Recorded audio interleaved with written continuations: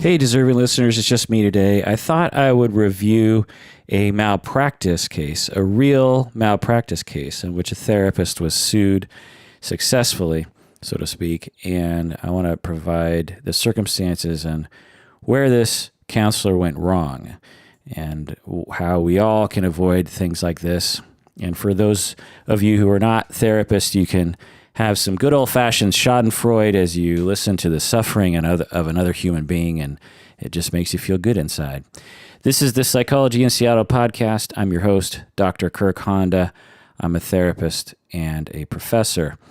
This deep dive sort of episode is just for patrons of the podcast. So if you're listening to this and you're not a patron of the podcast yet, I'll just put yet in there. You should be soon. This episode is going to end before the content begins if you're not a patron. If you want to hear the full episode, you have to become a patron of the podcast by going to patreon.com. That's patreon.com. Patrons get access to all premium episodes on their phones or on the Patreon page, but mostly on their phones.